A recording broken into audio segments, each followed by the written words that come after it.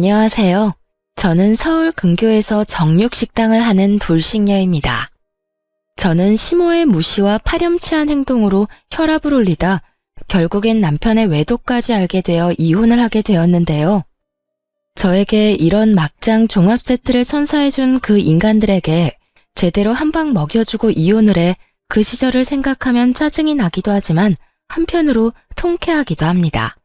오늘은 오랜만에 쉬게 되어 평소에 제가 애정하는 사연 열차에 사연을 보내보는데요. 글재주가 좋진 않지만 최선을 다해볼 테니 다들 재미나게 들어주세요.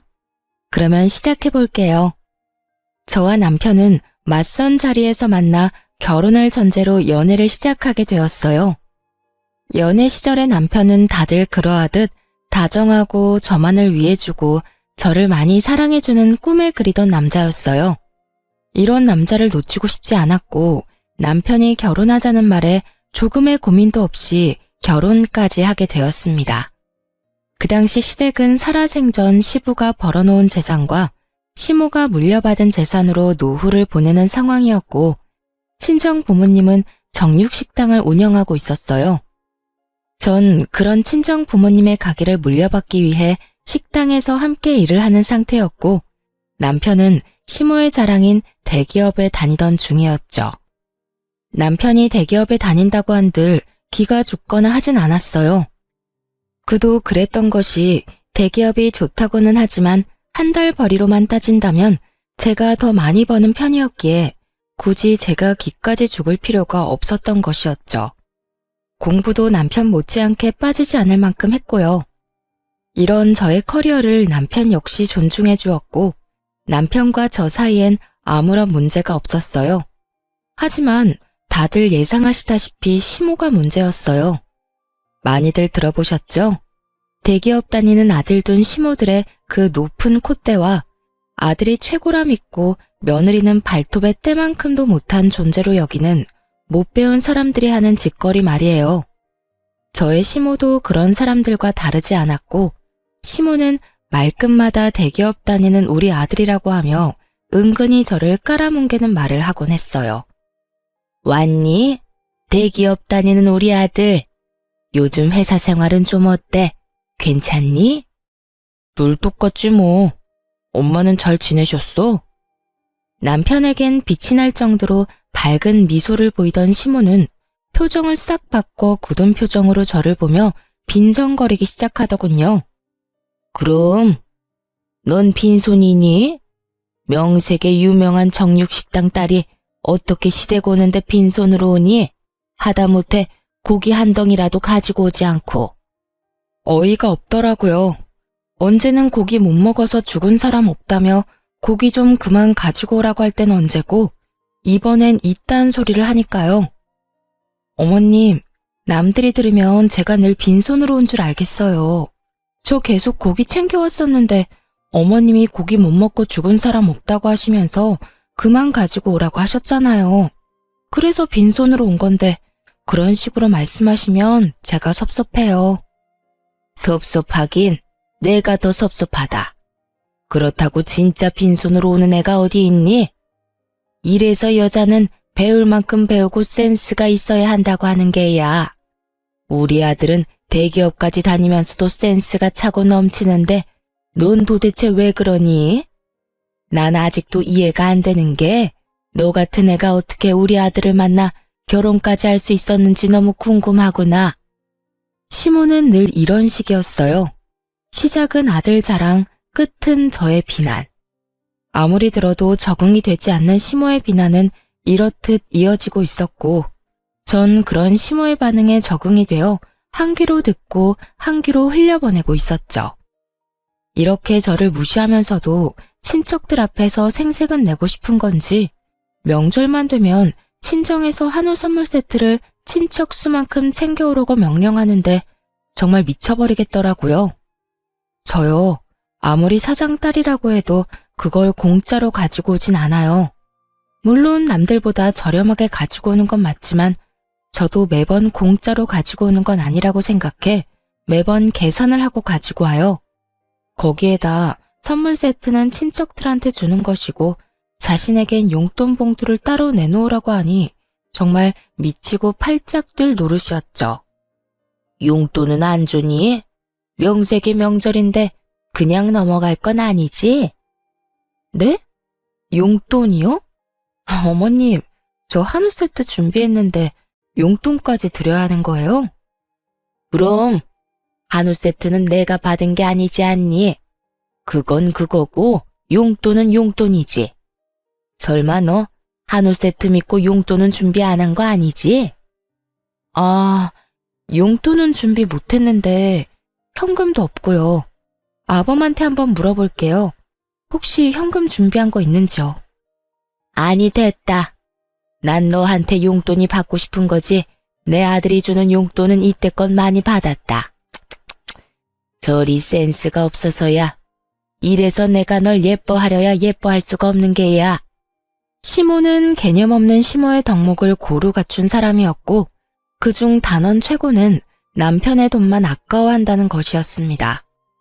남편이 총각일 시절 시모에게 용돈을 따로 챙겨주지 않았다는 걸 들어 뻔히 다 아는데 저딴 말이나 하니 저 역시 시모가 곱게 보려야 볼 수 없는 상황이었죠.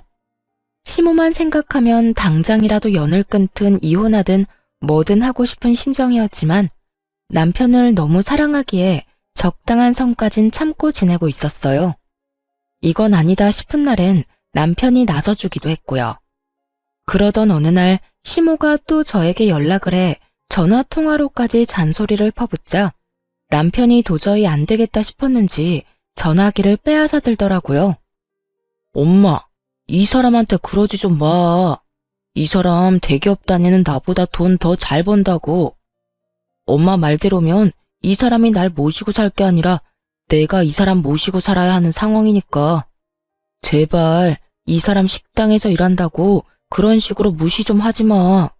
엄마 그럴 때마다 내가 더 민망하고 속상하단 말이야. 너는 내가 또 언제 그렇게까지 무시했다고 그러니? 무시했잖아. 내가 옆에서 다 들었거든. 별거 아닌 걸로 잔소리하고 그 말 끝엔 꼭 대기업 다니는 우리 아들한테 잘해라고 하잖아. 그런 말도 좀 하지 마. 아들이 이렇게 부탁할게 엄마. 알겠어, 알겠다고. 앞으로는 조심할 테니까 너도 그만 열내고 얼른 쉬려무나. 죽고 못 사는 남편이 나서 저렇게 이야기하니 시모는 다신 그러지 않겠다고 하며 전화를 끊더라고요. 언뜻 보면 참 잘된 일 같기도 했지만 결론만 말하자면 그렇지 않았어요. 남편은 시모가 저를 무시 못하게 하려고 한 모든 말들이 결국엔 나비 효과가 되어 저를 더욱 괴롭게 만들었으니까요. 다음날 시모는 부모님의 식당이 그 정도로 잘 된다는 것을 확인이라도 하고 싶었는지 친구 한 분과 식당으로 왔더라고요. 어머님, 여긴 어떻게 오셨어요? 지나가다가 생각나서 잠시 들러봤다. 점심시간 되고 해서 밥도 먹을 겸 해서 말이야. 그나저나 장사가 잘 되네. 점심시간이기도 하고 근처에서 행사가 있다나 봐요. 오늘은 유난히 손님이 많긴 하네요. 식사하시고 가실 거죠? 빈자리 편하신 데 앉으세요. 제가 상 차려드릴게요. 그래. 오늘 일찍부터 나와서 설쳤더니 허기가 지네. 고기 좀 많이 내오거라. 좋은 부위로 골라서. 한결같이 얄미운 시모였지만 전 제가 할 수 있는 선에서 성심성의껏 시모를 대접해 주었어요. 첫 방문이기도 했지만 친구분도 함께 있으니 그래도 가족이라고 대충 대접할 수가 없더라고요. 친정 부모님도 처음으로 오신 건데 돈을 어떻게 받겠냐며 한 끼 대접할 테니 푸짐히 챙겨드리라고 하셨고요. 시모는 이런 저와 부모님의 호의를 당연하다는 듯 고맙다, 잘 먹었다는 인사도 없이 가버렸네요. 오히려 친구분이 그런 시모의 태도에 더 당황한 듯 저에게 명함을 건네며 이렇게 말하더라고요. 저기, 오늘 잘 먹었어요. 너무 맛있어서 오랜만에 과식을 다 했다니까. 내가 이 근처에서 작은 공방을 하는데 한번 놀러 와요. 인테리어 소품도 있으니까 와서 마음에 드는 거 있으면 내가 선물로 주고 싶어서 그래. 꼭 한번 와요. 네, 시댁 가는 날에 한번 갈게요. 맛있게 드셨다니 다행이네요. 다음에 또 드시러 오세요. 시모에게 어떻게 저런 친구분이 있을 수 있는지 의아할 정도로 상반되는 모습이었어요. 그 후로도 시모는 몇 번씩 가게를 왔고 그때마다 계산은 당연하다는 듯 하지 않았죠.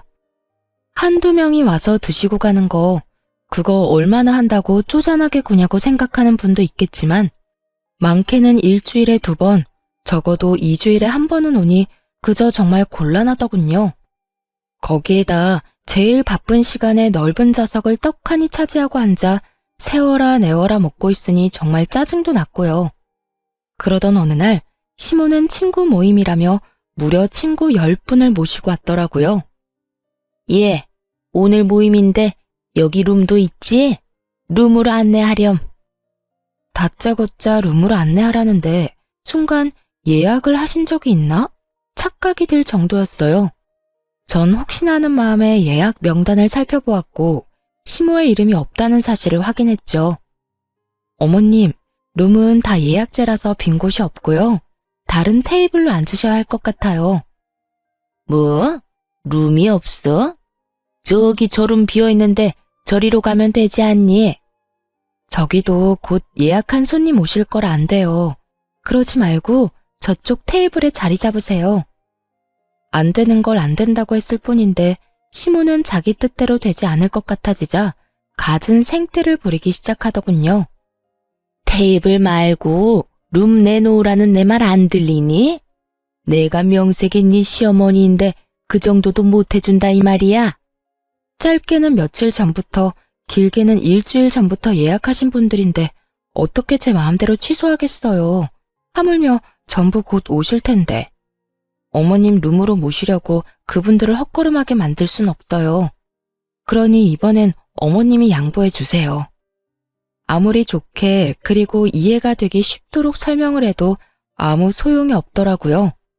막무가내. 시모는 이 단어를 단번에 떠올릴 만큼 그야말로 막무가내로 우겨댔으니까요. 내가 헛걸음하는 손님까지 신경 써야 하니? 난 무슨 일이 있어도 무조건 내 친구들이랑 룸에 들어가서 밥 먹어야 하겠으니까 잔말 말고 룸에다 세팅해놔. 시모는 난동에 가깝게 때를 썼고 부모님마저도 난색을 보이며 시모를 설득했어요. 시모는 룸에 무슨 꿀이라도 발라놓은 사람처럼 친정 부모님에게도 무조건 룸만을 외치며 우겨대더라고요. 그쯤 되니 함께 오신 친구분들이 나서 시모를 말리기 시작하더군요. 그냥 테이블에 앉아도 되는데 너 오늘 왜 이래? 너 때문에 우리가 다 민망해. 그만 좀 해. 그래, 며느리 곤란한 거 안 보이니? 그깟 룸이 뭐라고 사돈가게에서 이러니? 너 요즘 이러면 네 아들 이혼남 된다. 그러니까 너 앞으로 이렇게 굴 거면 다신 우리 보고 여기 오자고 하지 마. 네 며느리한테 미안해서 고기도 안 넘어가겠어. 친구들의 만류에 시모는 그제야 입을 다물고 테이블로 가서 자리를 잡더군요. 여전히 저를 노려보고 있었고 돌아가실 때 당연하다는 듯 계산은 하지 않고 가더군요. 회비를 거두는 걸 서빙하며 분명 받는데도요. 그렇게 식사를 마치고 돌아간 시모가 저에게 어떻게 했을지 다들 상상되시나요? 시모는 그날 저녁 저에게 전화에 득달같이 퍼붓기 시작하더군요. 내가 오늘 너 때문에 얼마나 창피했다는 줄 아니? 그깟 룸 좀 내주는 게 뭐가 힘들다고 그걸 안 된다고 해서 그 난리를 만든 게야. 고기 맛도 특별하지도 않은 거 내가 소문내주려고 친구들 데리고 일부러 간 건데. 넌 어떻게 그런 날을 망신당하게 할 수가 있는 거냐고. 시모는 마치 다 저희 가게를 위해서 저를 생각해서 억지로 하는 수 없이 저희 가게를 온 것처럼 말하더라고요. 그 순간 전 참을 수 없는 화가 몰려왔고 이성의 끈이 끊기며 저대로 울분을 토해내기 시작했어요. 아니 어머님, 막말로 오늘 제가 뭘 그렇게 잘못했다고 이 난리세요? 어머님 예약하고 오신 것도 아니고 룸은 예약제인 거 다 아시잖아요. 몰랐다고 한들 제가 예약이 다 돼 있으니 안 된다고 말도 했고 그러면 어머님도 고집 꺾으시고 빈자리 앉으시면 되는 거였잖아요. 거기서 절대 싫다고 우긴 건 다름 아닌 어머님이었어요. 그것도 저희 친정 부모님이 보는 데서 말이죠. 도대체 저희 친정을 얼마나 무시했으면 그런 행동을 하실 수가 있어요? 난 네 친정 무시한 적 없다. 그저 손님으로서 정당한 요구를 했을 뿐이다. 그 인원이 갔는데 예약이고 나발이고 룸을 내줘야 하는 건 당연한 거 아니니? 그래서 돈 벌겠어? 넌 오늘 단골이 될 뻔한 손님들을 다 놓친 거야. 아까 어머님이 내달라고 했던 룸 손님 수가 20명이었고요. 그보다 더 많은 손님도 다들 예약하고 오세요. 그리고 어머님은 손님 아니시잖아요. 매번 오실 때마다 계산도 안 하고 그냥 드시고 가시면서 손님은 무슨 손님인가요? 그것도 고맙다는 말 한마디도 안 하시면서요. 너 지금 내가 돈도 안 내고 음식이나 먹으러 가는 거지 취급하는 게야? 전 그렇게까지 말한 적 없는데 스스로 그렇게 느끼셨다면 어쩔 수 없죠. 그리고 말이 나왔으니까 하는 말인데 앞으로는 계산 좀 부탁드릴게요. 오실 때마다 제가 계산하고 있는데 어머님 덕분에 저흰 손가락 빨고 살게 생겼거든요. 그러면 들어가세요. 이렇게 전화를 끊어버리자 옆에서 가만히 듣고 있던 남편이 깜짝 놀라 저에게 무슨 일이냐며 물어오더군요. 이게 다 무슨 말이야? 엄마가 당신 가게에 갔었어? 언제? 얼마나 갔길래?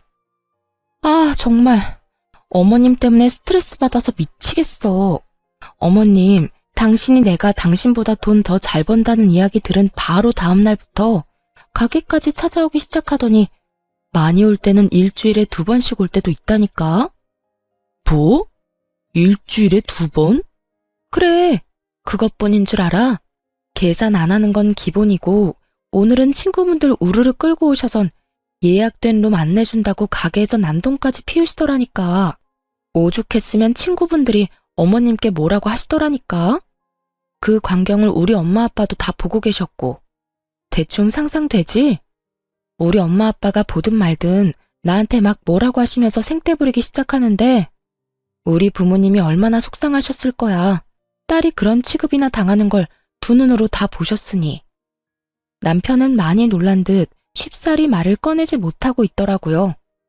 아무래도 자신의 엄마가 그딴 개념 없는 짓을 하고 있었다는 사실을 도저히 믿을 수가 없는 것 같기도 했고 그게 사실이라고 한들 섣불리 저에게 어떤 말로 사과를 전해야 할지 감도 오지 않을 만큼 미안해하는 것이 느껴졌어요.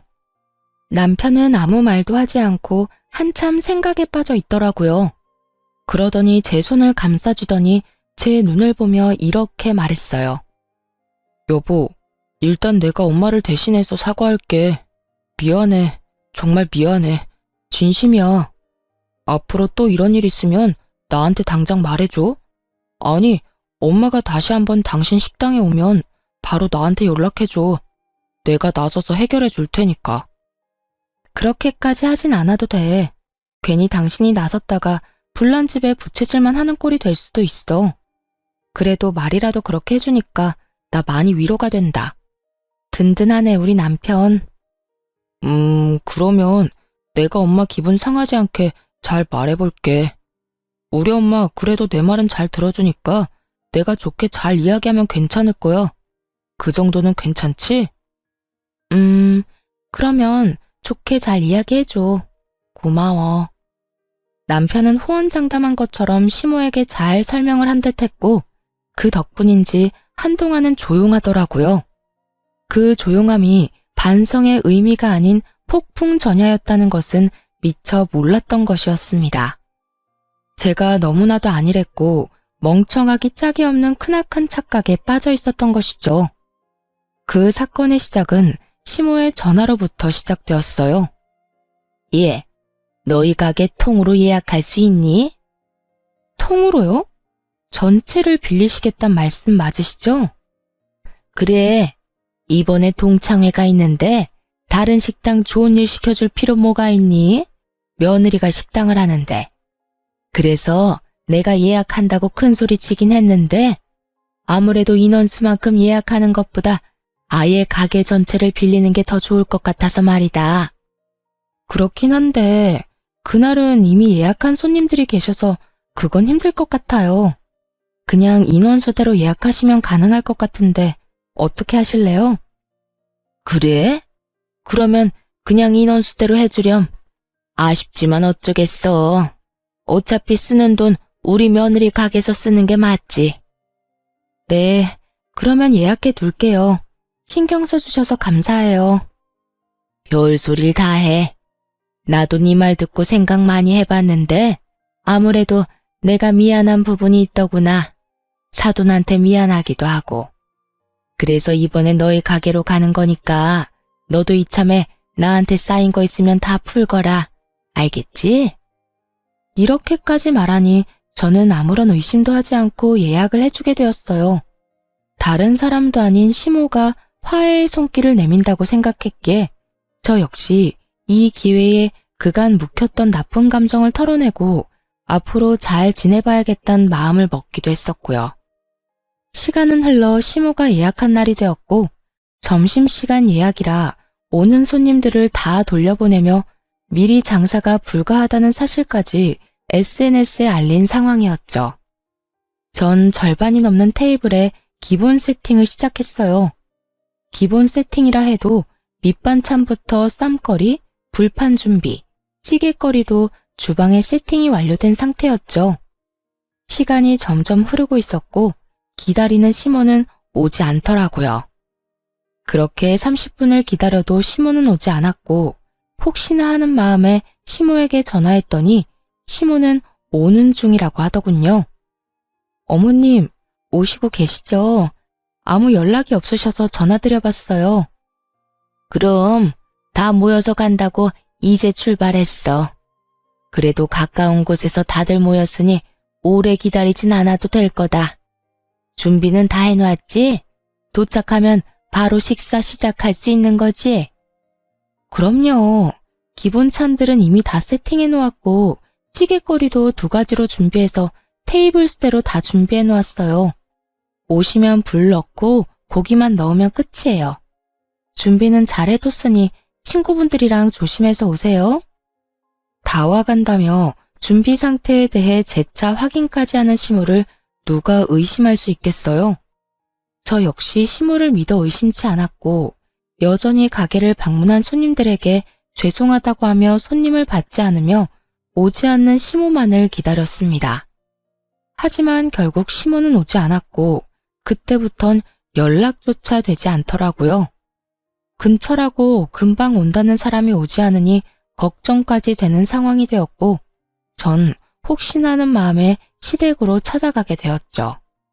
걱정과 우려가 가득한 마음으로 시댁에 들어서니 시모가 글쎄 소파에 떡하니 누워 깔깔거리며 텔레비전을 보고 있더군요. 저는 너무 황당해서 말조차 나오지 않았어요. 더 황당한 건 시모의 태도였어요. 숨을 헐떡이며 집으로 들어서는 저를 보고도 놀라기는커녕 태연히 텔레비전을 보며 웃고 있더라고요. 그러면서 저에게 시선 한번 주지 않고 하는 말이 뭔지 아세요? 왔니? 왔니? 였습니다. 당황하지도 않고 조금의 멋쩍음조차도 없는 평온하기 그지없는 왔니.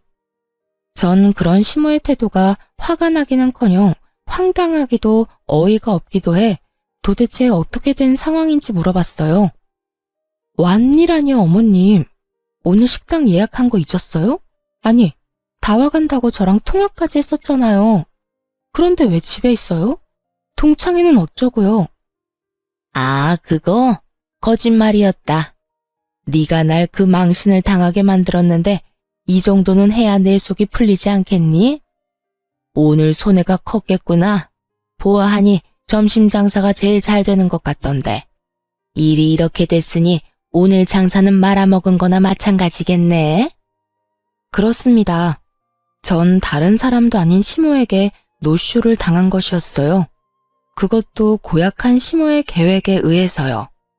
시모는 앞전에 제가 룸을 내주지 않아 친구분들께 망신을 당한 걸 마음에 고이 품고 있었더라고요. 남편이 시모를 달래며 저에게 그러지 말라고 했을 땐 알겠다고 철석같이 답해놓고선 뒤론 저를 어떻게 하면 골탕을 먹일까 머리를 굴려대며 이딴 계획을 세웠던 것이죠. 중간에 다 와간다고 거짓말을 한 이유가 더 소름이 끼치더라고요. 시모가 연락도 없이 계속 늦으면 테이블을 정리하고 손님을 받을까봐 그랬다고 하는데 정말이지 시모고 나발이고 욕을 해버리고 싶은 심정이었습니다. 시모가 그렇게까지 철두철미하게 저를 속여준 덕에 가게 점심 장사는 다 망한 거나 마찬가지였고 그 준비한 재료들도 쓰지 못하고 다 버려야 하는 상황이었죠. 그러게 그날 내 말대로 순순히 룸 내줬으면 이런 일도 일어나지 않았을 텐데 넌 잠자는 사자의 코털을 건드렸어. 어디 감히 식당에서 일하는 주제에 시험이 물을 먹여? 그것도 내 친구들이 다 보는 앞에서. 내가 그동안 분해서 발도 못 뻗고 잤단 이 말이야.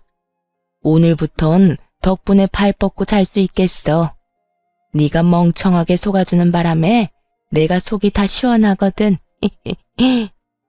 시모의 고약한 웃음소리는 저의 귀에 그대로 꽂혀버렸고 전 시모에게 소리를 질러버렸어요.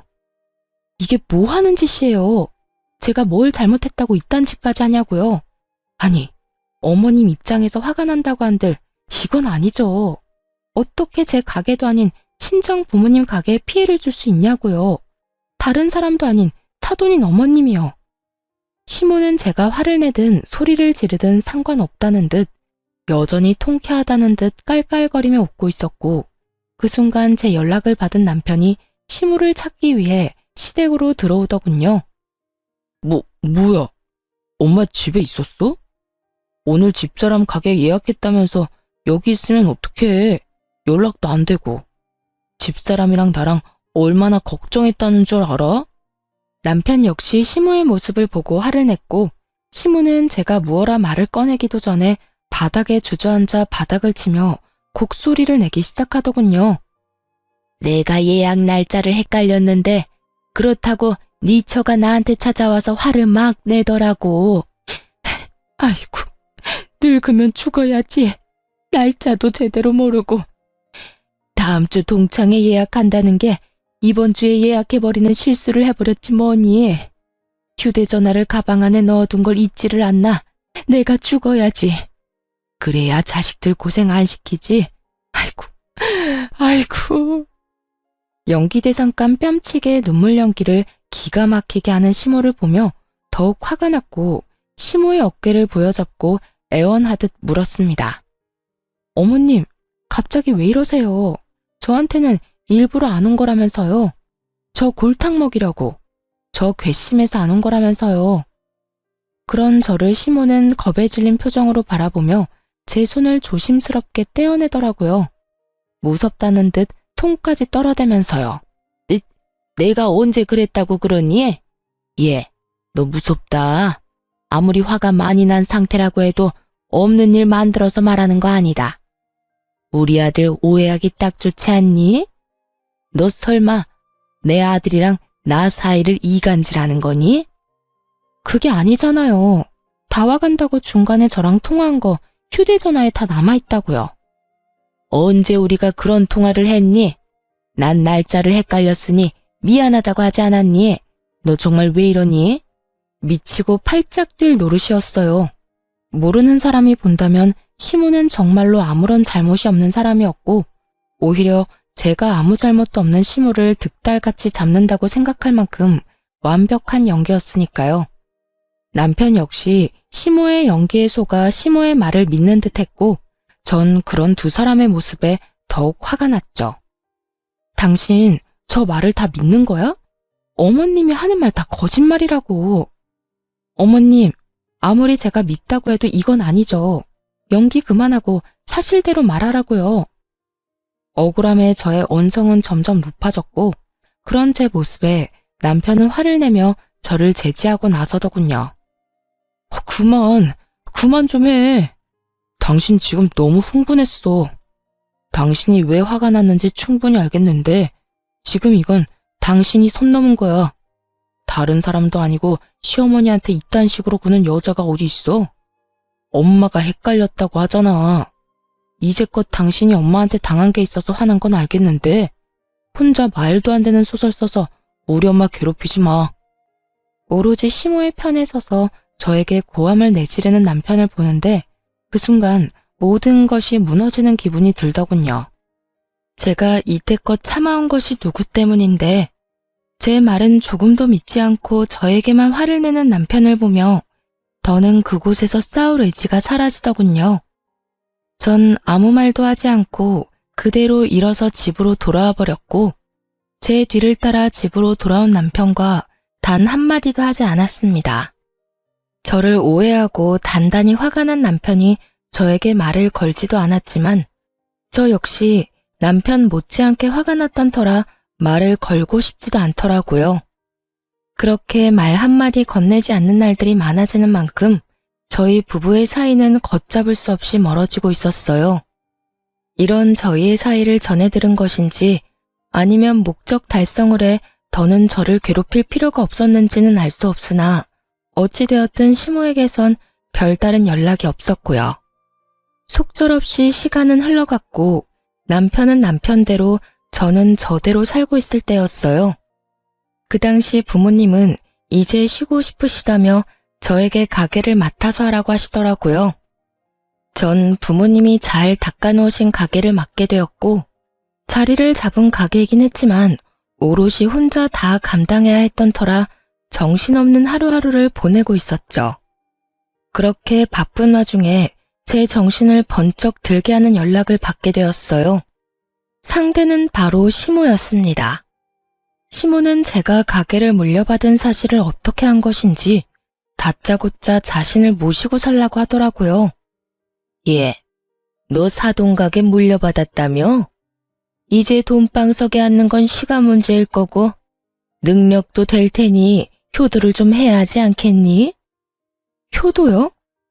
효도라는 단어를 듣는 순간 시모가 효도라는 단어를 잘못 알고 있나 하는 생각마저 들더라고요. 그렇지 않고서야 저에게 효도라는 말을 할 순 없다는 생각이 들었으니까요. 전 시모에게 되물었고 시모는 그 특유의 뻔뻔한 말투로 대답하더군요. 그래, 효도. 다른 건 필요 없고 네가 날 좀 모시고 살아야겠다. 네 시누이 남편 사업하는 거 알지? 글쎄 요즘 사업이 힘들어서 자금이 좀 필요한데 나도 있는 돈 거의 다 쓰고 이제 남은 건 집뿐이야. 그래서 이 집 처분해서 네 시누이 좀 도와주려고. 그러니까 네 집에서 날 좀 모셔야 하겠구나. 시모의 말을 듣고 있는데 오늘이구나 싶더라고요. 그간 바빠서 하지 못했던 이혼을 말해야 하는 날 말이죠. 어머님, 제가 효도할 일은 앞으로도 없을 것 같은데 어떡하죠? 뭐? 그게 무슨 말이니? 너 설마 예전 일 때문에 아직도 앙심 품고 있는 건 아니지? 그게 언제적 일인데 젊은 애가 아직도 그러니? 그 일도 그 일이지만 다른 큰 문제가 있어요. 제가 더는 어머님 며느리가 아닐 예정이라 말이에요. 저 이혼 절차 밟고 있어요. 뭐라고? 남편은 남편대로 저는 저대로 살고 있던 이유는 바로 이혼 때문이었어요. 남편은 외도를 저지르고 있었는데 그 상대는 다름 아닌 저희 가게에 자주 오는 여자였어요. 매번 남자를 바꿔가며 오는 어린 상간녀의 상대는 나이 차이가 꽤 나는 남자였는데 딱 봐도 불륜관계였던지라 기억에 남는 손님이었어요. 그런 상간녀가 어느 날엔 친구와 함께 와서 밥을 먹는데 절로 시선이 가더라고요. 대낮부터 술을 먹던 상간녀와 친구는 술에 취했는지 톤이 점점 높아져 갔고 이번에 만나는 남자에 대해 술술 이야기하기 시작하더군요. 이번엔 30대 아저씨인데 전혀 아저씨 같지 않아. 관리도 잘했는지 몸도 좋고 말이야. 들어보니 와이프가 이런 식당 한다는데 꽤 잘 되는지 본인 버는 돈은 본인이 다 쓴다고 하더라고. 그래서 돈 쓰는 게 꽤 후하다니까. 그래? 무슨 일 하는데? 돈을 많이 벌어? 대기업 다녀? 차도 외제차 끌고 다니고. 집도 땡땡땡 아파트 알지? 거기 산대. 요즘엔 자기 엄마한테 건물 처분한 돈도 받고 있다고 하더라니까. 회사 그만두고 사업을 한다나? 암튼 난 사업을 하든 뭘 하든 다 상관없고 이번엔 크게 한몫 챙길 수 있을 것 같다니까. 정 안 되면 아예 정착해도 될 것 같기도 하고. 정신이 번쩍 들더라고요. 대기업에 다니며 부인은 식당을 하고 그 외제차를 끌고 다니는 남자. 거기에다 남편이 지나가는 말로 회사를 그만두고 사업하고 싶어 시모에게 사업 자금을 받을까 싶다고 한 말까지 틀림없이 제 남편임이 분명해 보이더라고요. 모든 것이 틀림없어 보였지만 전 확실히 하기 위해 사람을 붙였고 아니나 다를까 남편은 꽃뱀 같은 젊은 상간녀에게 홀려 있는 돈 없는 돈 다 퍼주고 외도를 저지르고 있더군요. 그렇게 전 남편과의 이혼을 진행하게 되었고 남편 역시 이혼엔 합의했지만 위자료를 아끼기 위해 소송을 하던 중이었죠. 이러한 사실을 시모는 꿈에도 몰랐던 것이었고요. 네, 저희 이혼 소송 중이에요. 아니, 이제 거의 마무리돼서 이혼한 거나 다름없는 상황이죠. 갑자기 이혼은 무슨 이혼? 그 잘난 당신 아들이 젊은 꽃뱀한테 홀려서 바람을 피우고 있더라고요. 어머님 말대로 제가 능력이 되는데 그딴 남자 안고 살아봤자 뭐 하겠어요? 생각해보면 다 어머님 덕분이에요. 어머님이 그날 저를 그런 식으로 골탕 먹이는 바람에 남편이랑 저랑 사이가 멀어졌고 그 틈으로 꽃뱀이 끼어들었으니까 말이죠. 감사해요, 어머님. 전 이제 이 빌어먹을 결혼생활 청산하고 새 출발하려고요. 그러니까 저한테 이제 연락하지 말고 아들이나 잘 관리하세요. 들어보니 지금 살고 있는 집만 남은 이유가 아들한테 다 투자한다고 그렇게 됐던데 그 돈으로 정말 사업하고 있다고 생각하세요? 제가 알아본 바로는 아니던데요. 뭐야? 그러면 내 아들이 나한테 받은 돈으로 여자한테 다 갖다 주고 있다는 말이야? 저는 그렇게 알고 있는데 확답은 못하겠네요. 제가 당사자는 아니니까요. 그러니까 저한테 전화하지 마세요. 전화는 끊어졌고 그 이후 전 이혼을 잘 마무리하게 되었어요. 전 남편에게 위자료는 물론이고 약간의 재산 분할과 상간녀에게 위자료를 받으며 이혼을 하게 되었습니다. 저와 이혼하고 난 후 아무것도 모르는 전 남편은 상간녀와 살려고 함께 살려고 했지만 뜻대로 되진 않은 듯 하더군요. 저에게 전화가 와 저 때문에 사랑하는 여자와 살지도 못한다고 난리를 부렸거든요. 당신 도대체 우리 엄마한테 무슨 소리를 얼마나 했길래 우리 엄마가 저렇게 안 된다고 반대를 하는 거야. 말을 알아들을 수 있게 말을 해. 앞뒤말 다 자르고 다짜고짜 따지고 들면 내가 어떻게 대답을 해? 네가 우리 엄마한테 유민이 이야기했다며. 다 들었거든? 도대체 뭐라고 했길래 엄마가 유민이한테 화내고 욕까지 하면서 그 난리를 부리냐고. 크게 한바탕 소동이 났다는 말을 듣는데 그 순간만큼은 정말 시모를 향해 손뼉이라도 쳐주고 싶은 심정이더라고요. 사실 상간녀의 정체를 알게 된 그 순간에 상간녀에게 아무 말도 하지 못한 것이 후회스럽기도 했었거든요. 제 계획 때문에 그저 조용히 보낸 것도 있긴 했지만 유부남하고 노란한 대가는 치르게 하고 싶었는데 전 시모 덕에 그 대가를 치르게 했다고 생각하니 고맙기까지 하더군요. 역시 대단하네. 난동까지 부리셨어? 내가 어머님한테 뭐라고 하긴 뭐라고 했겠어. 그냥 아는 그대로 말했지. 그 여자 꽃뱀이다. 그 여자 당신 아들 돈 다 뜯어내고 있으니 알아서 잘 처리하셔라. 이야, 당신 엄마가 내 말을 그렇게 잘 들을 줄은 몰랐는데 기대 이상인데? 전 남편은 상간녀에게 제대로 홀린 것인지 절대 꽃뱀일 리가 없다며 상간녀를 두둔하기 시작했고 심지어 시모에게 당장 전화해 사실 착각이었다며 정정하라고 고함을 지르더군요. 뭐? 네가 뭘 안다고 그딴 말을 짓거린 거야? 너 때문에 엄마가 나랑 유민이 결혼 반대하잖아. 당장 엄마한테 전화해서 네가 오해한 거라고 말해. 우리 유민이 꽃뱀 그딴 거 아니니까 당장 네가 만든 문제 네가 해결하란 말이야. 내가 왜? 난 당신 엄마 목소리도 듣기 싫은 사람이거든? 네 목소리도 마찬가지고. 그러니까 그딴 말도 안 되는 요구할 거면 연락도 하지 마. 그리고 그 여자 꽃뱀 맞으니까 지금이라도 정신 좀 차려라, 제발. 돈 다 뜯기고 후회하지 말고. 아니라니까. 네가 젊은 여자한테 남편 뺏긴 게 분해서 일어나 본데 네가 아무리 이렇게 해도 나 너한테 안 가. 그러니까 이상한 말로 사람 오해하게 하지 말고 당장 우리 엄마한테 전화해서 네가 다 해결하라고. 참 뻔뻔도 하더라고요. 이혼한 전 부인에게 다른 사람도 아닌 상간녀의 오해를 풀어달라는 꼴이 말이죠. 심지어 오해도 아닌데 말이에요. 끝까지 저에게 따지며 생떼를 부리는 전 남편의 모습에서 전 시모의 모습이 보였고 이래서 핏줄이 무섭다고 하는구나 했네요. 전 남편은 끈질기게 저를 괴롭혔지만 저는 끝끝내 전 남편의 부탁을 들어주지 않았어요. 그 후 들리는 소문엔 전 시모의 난동은 점점 심해졌고 상간녀를 도저히 포기할 수 없었던 전 남편은 전 시모를 버리고 상간녀와 함께 살림을 차려버렸다고 하더군요. 전 시모는 믿었던 아들의 배신에 화병으로 몸져 누웠다고 하고요. 전 남편이 대단하긴 대단하다 싶더군요. 그 꼬장꼬장하던 시모를 다른 것도 아닌 화병으로 몸져 눕게 했으니 말입니다. 부모까지 버리며 쟁취한 전 남편의 사랑은 평탄했냐고요? 그럴 리가요.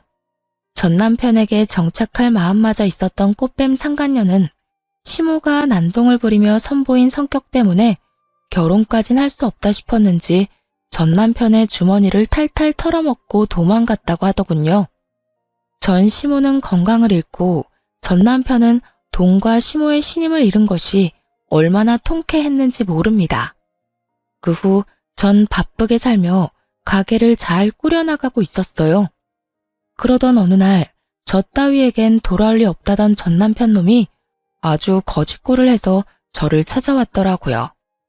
쭈뼛쭈뼛 주변 눈치를 살피며 제 앞으로 다가와 살포시 무릎을 꿇더군요. 여보, 내가 당신한테 너무 큰 상처를 줬지. 그때 난 정신이 나간 상태였어. 속이려고 작정하고 붙은 꽃뱀한테 홀려서 미친 상태였다고. 그래서 당신이 나한테 얼마나 소중한 존재인지 잊고 이혼까지 해버렸어. 나 진짜 후회해. 당신같이 좋은 여자 놓친 거 너무 후회하고 있어. 우리 정말 좋았잖아. 우리 엄마 일 있기 전까진 크게 싸운 적도 없었고 서로 배려하면서 의지도 많이 하고. 다 기억나지? 우리가 얼마나 많이 사랑했는지 말이야. 우리 그때로 다시 돌아가면 안 될까? 나 그때가 너무 그리워. 너무 절절해서 눈물이 다 날 지경이었어요. 언제는 꽃뱀인 상간녀 감싸고 도느라 입이 다 마르게 저에게 화를 내더니 다 잃고 난 뒤 제 앞에 엎으려 비는 꼴이라니 너무 절절하지 않나요? 그토록 절절한 고백에 대답조차 하지 않고 한심하게 쳐다만 보고 있었죠. 그러니 전 남편은 그런 제 눈치를 살피며 안절부절 못하고 있더군요. 그 꼴도 얼마나 보기가 싫은지. 어떻게 해야 다신 찾아오지 않을까 얼마나 생각하고 또 생각했나 모릅니다. 제가 이런 생각에 빠진 동안에도 전 남편은 쉴 새 없이 저를 설득하려 애썼고 결국 마지막까지 미뤘던 경찰에 신고를 해버렸네요. 그 뒤로도 전 남편은 저를 찾아와 애절하게 매달리더군요. 여보, 제발 다시 한 번만 생각해줘.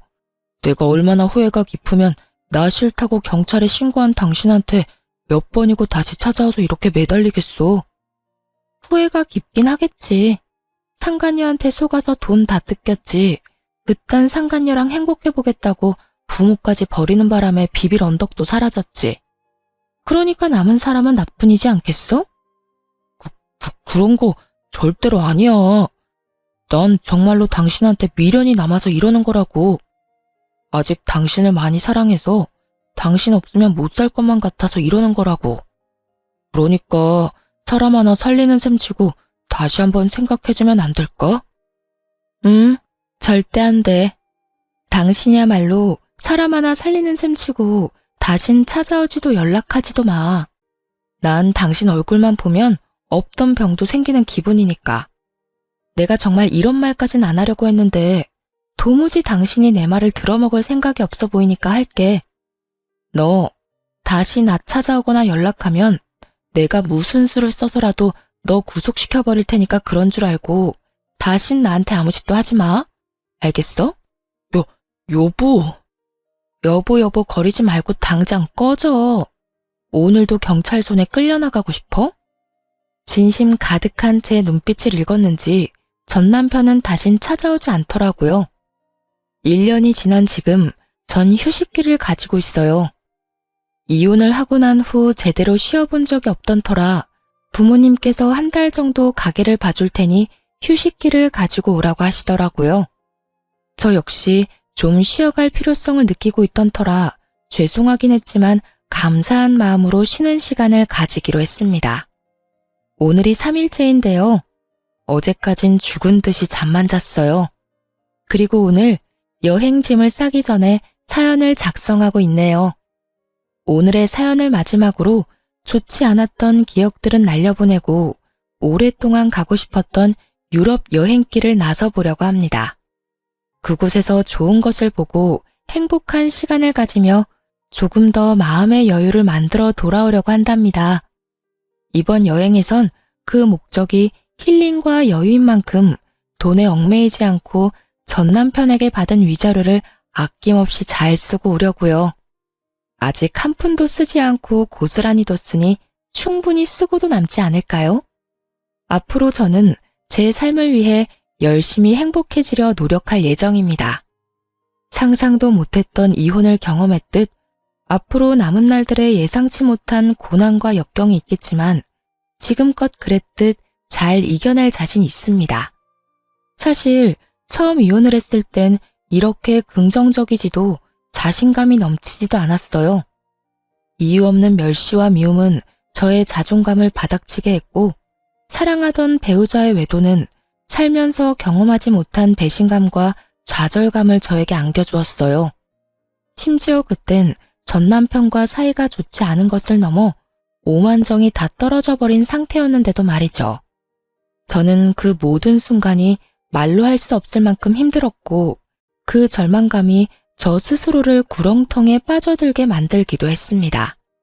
그러다 우연히 알게 된 것이 이 채널이었고 이곳에서 저와 비슷한 아픔을 겪은 분들의 사연을 들으며 많은 위로와 공감을 했습니다.